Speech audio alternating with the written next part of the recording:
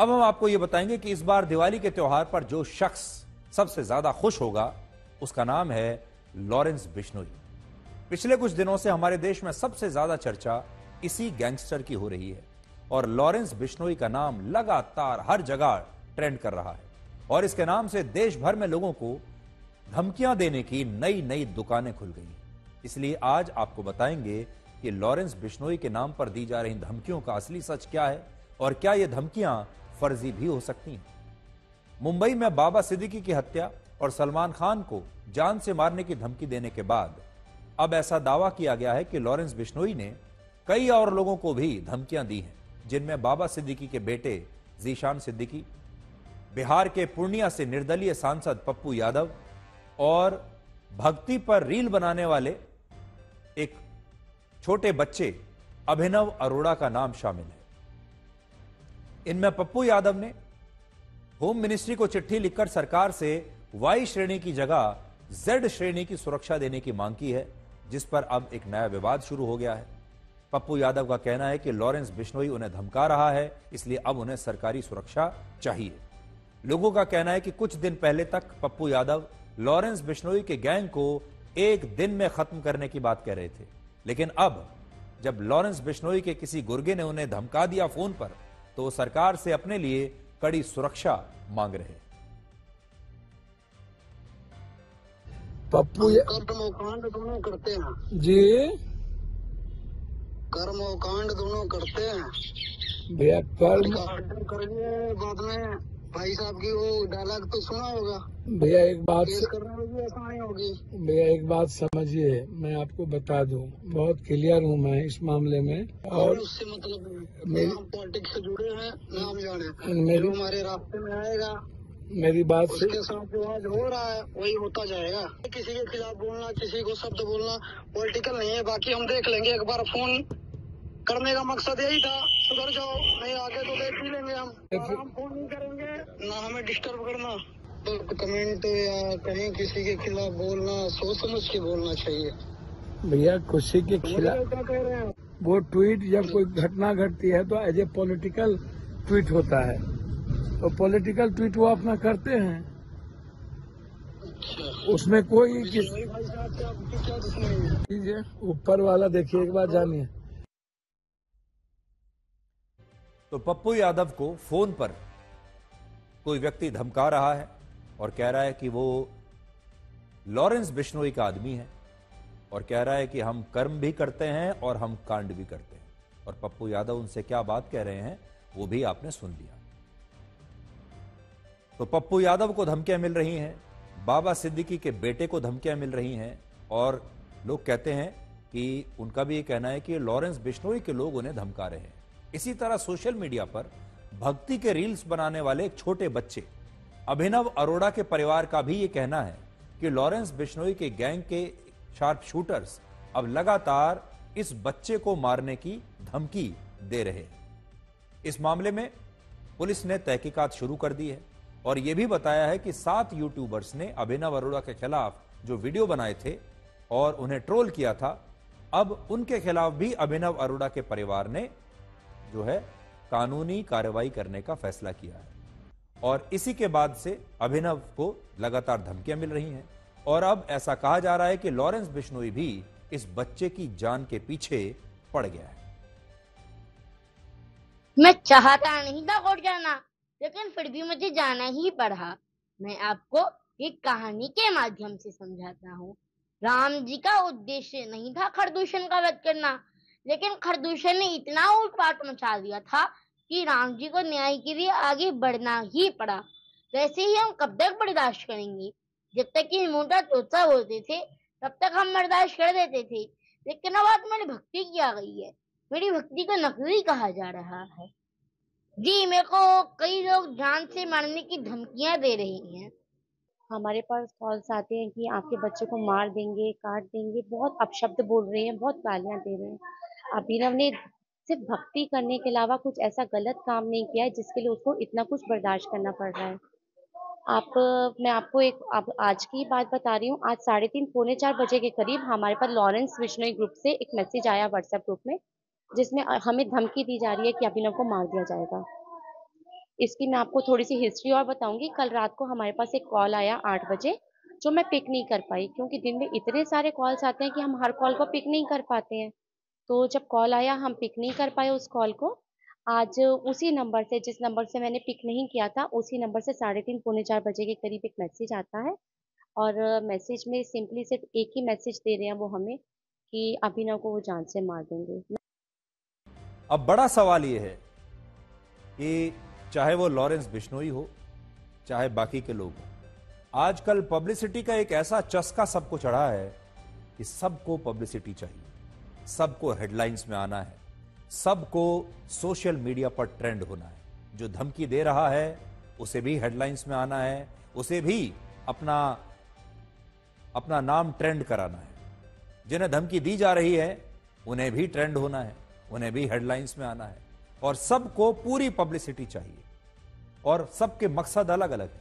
हर कोई लॉरेंस बिश्नोई का नाम का इस्तेमाल कर रहा है और लॉरेंस बिश्नोई उनका इस्तेमाल कर रहा है। ये एक ऐसा इकोसिस्टम बन गया है जिसमें सब लोग एक दूसरे का इस्तेमाल कर रहे हैं। कोई सुरक्षा के लिए इस्तेमाल कर रहा है, कोई पब्लिसिटी के लिए इस्तेमाल कर रहा है, कोई राजनीति में टिकट लेने के लिए इस्तेमाल कर रहा है, कोई किसी और मकसद से इस्तेमाल कर रहा है, लेकिन सबका अपना कुछ ना कुछ मकसद है।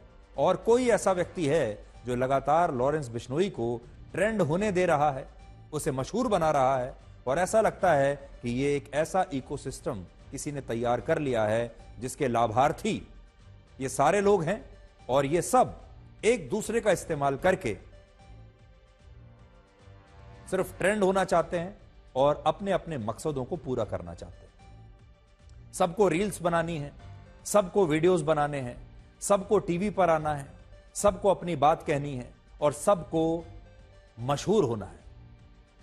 क्या ऐसा हो सकता है कि इन सारी धमकियों और घटनाओं के पीछे वाकई में लॉरेंस बिश्नोई है?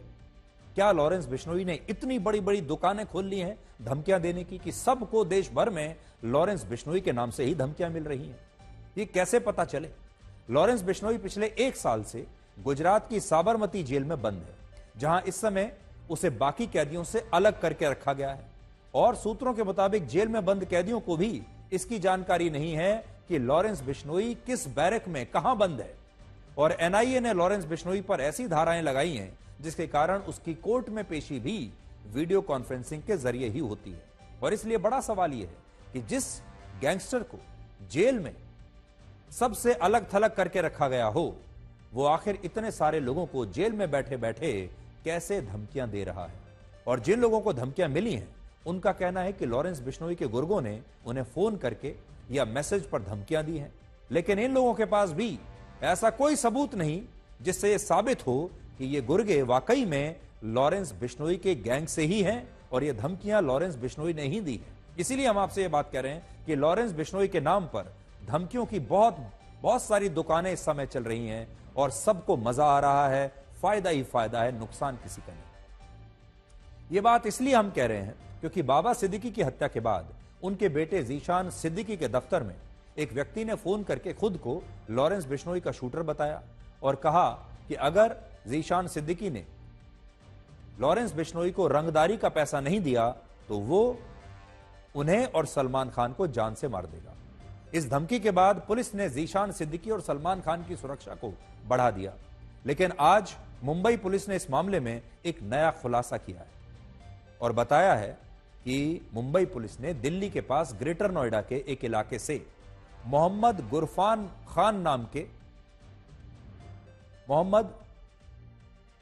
नाम के एक 20 साल के लड़के को गिरफ्तार किया है। और यह वही लड़का है जिसने लॉरेंस बिश्नोई के नाम से जीशान सिद्दीकी के दफ्तर में फोन करके पैसा मांगा था। यह वो लड़का है, आप देख लीजिए। क्या आपको लगता है कि यह लॉरेंस बिश्नोई का आदमी है? और इससे आप समझ सकते हैं कि अभी हमारे देश में लॉरेंस बिश्नोई के नाम से अलग अलग अपराधियों ने कैसे अपनी नई नई दुकानें खोल ली हैं और वो अपराध करने के लिए लॉरेंस बिश्नोई के नाम का इस्तेमाल कर रहे हैं। कैसे मैसेज किया बता दो। अच्छा क्या लिखा था? क्या लिखा था? मजाक में क्या किया था? ये क्या मैसेज किया था? अपने बारे में बता दो कम से कम। कुछ बोलना चाहोगे? कुछ बोलना चाहोगे? कुछ बता दो भाई। अपनी सफाई में क्या कहोगे तो बता।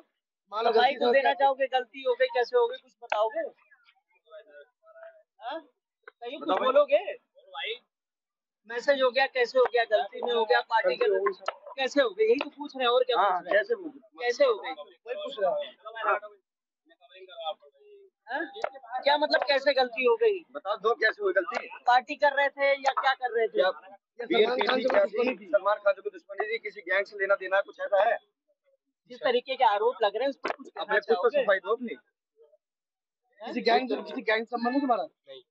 किसने मैसेज किया था उसको? मैसेज क्यों किया था, मतलब ऐसे हंसी मजाक कर रहे थे या सीरियसली मैसेज किया था? क्या हुआ था उस दौरान, मैसेज क्या किया था, क्या सोच के किया था? तो इस लड़के को देखिए, इसने कहा तो यही कि ये लॉरेंस बिश्नोई का आदमी बोल रहा है और उसके बाद धमकियां दी और पैसा मांगा। इस लड़के की गिरफ्तारी के बाद एक बड़ा सवाल आज ये है कि क्या बाबा सिद्दीकी की हत्या भी कहीं ऐसे ही लॉरेंस बिश्नोई की जगह किसी और ने तो नहीं कराई थी? यह सवाल इसलिए पूछा जा रहा है क्योंकि इस घटना को 17 दिन बीत चुके हैं और इन 17 दिनों में मुंबई पुलिस ने कुल 15 अपराधियों को गिरफ्तार किया है। लेकिन इसके बावजूद मुंबई पुलिस ने अब तक यह नहीं बताया कि इस मर्डर में लॉरेंस बिश्नोई का हाथ था या इसके पीछे कोई और था। ऐसा भी नहीं कि लॉरेंस बिश्नोई के लिए जेल से अपने गैंग को चलाना बहुत मुश्किल है और इस बात को आप पंजाब और हरियाणा हाईकोर्ट की इस नई टिप्पणी से समझ सकते हैं। जेल में रहते हुए एक न्यूज चैनल को लाइव इंटरव्यू देने के मामले में हाईकोर्ट ने कहा कि जब लॉरेंस बिश्नोई पंजाब में था तब उसे स्टेट गेस्ट हाउस जैसी सुविधाएं ऐसा लगता है मिल रही थी। लॉरेंस बिश्नोई के लिए जेल सरकार का गेस्ट हाउस बन गई और यह टिप्पणी अपने आप में काफी महत्वपूर्ण है। जब अदालत यह कहने लगे कि ऐसा लगता है कि लॉरेंस बिश्नोई जिस जेल में था उसे वहां स्टेट के गेस्ट हाउस जैसी सुविधाएं मिल रही थी, तो यह अपने आप में एक बहुत गंभीर टिप्पणी है। आज बड़ा सवाल यही है कि लॉरेंस बिश्नोई जेल में रहकर इंटरव्यू देता है, ये कैसे संभव हो सकता है? जेल में रहकर अपने वीडियोस बनाता है, उसके फैन क्लब बन गए हैं, सोशल मीडिया पर लगातार उसे ट्रेंड कराया जा रहा है और उसके जो गुर्गे पकड़े जाते हैं उन्हें पुलिस बाकायदा प्रेस कॉन्फ्रेंस करने की इजाजत दे देती है। यह भी लड़का जो अभी आपने देखा, गुफरान नाम का लड़का जो पकड़ा गया, आपने देखिए कि पुलिस ने इसे कैसे ये इजाजत दी कि ये मीडिया के इतने सारे पत्रकारों के साथ खुलकर इतनी देर खड़े होकर बात कर रहा है। बाकी के जो अपराधी पकड़े जाते हैं उनके चेहरे को ढक दिया जाता है, आपने देखा होगा, उनका सिर से लेकर यहां तक गर्दन तक चेहरा ढक दिया जाता है काले कपड़े से। आप उन्हें पहचान भी नहीं पाएंगे, उन्हें मीडिया से बात करने की इजाजत नहीं दी जाती।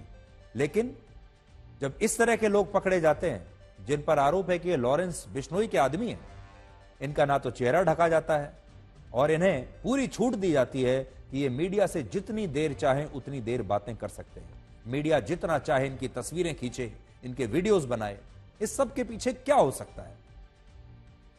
तो आज एक बड़ा सवाल देश के सामने, आप सबके सामने हम इसीलिए छोड़कर जा रहे हैं कि इस दिवाली पर अगर किसी की लॉटरी लगी है तो वो है लॉरेंस बिश्नोई।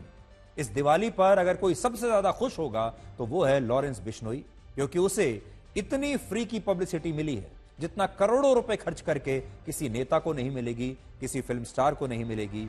और वो पिछले कई हफ्तों से लगातार सोशल मीडिया पर ट्रेंड करता है। अब आप देखिए उसके नाम पर धमकियां दी जाती हैं, धमकियां हेडलाइन बनती हैं, हेडलाइन बनने के बाद मीडिया में वो छा जाता है, उसके बाद सोशल मीडिया पर वो ट्रेंड करता है और फिर एक के बाद एक करके ये जो धंधा है, उद्योग है धमकियों का, ये बढ़ता जा रहा है और इसका दायरा भी बढ़ता जा रहा है। नेताओं को धमकियां मिल रही हैं, फिल्म स्टार्स को मिल रही हैं, यूट्यूबर्स को मिल रही हैं, रील बनाने वाले लोगों को मिल रही हैं और हो सकता है इनमें से काफी लोग ऐसे भी हों जो इन धमकियों को सिर्फ पब्लिसिटी के लिए इस्तेमाल कर रहे हों।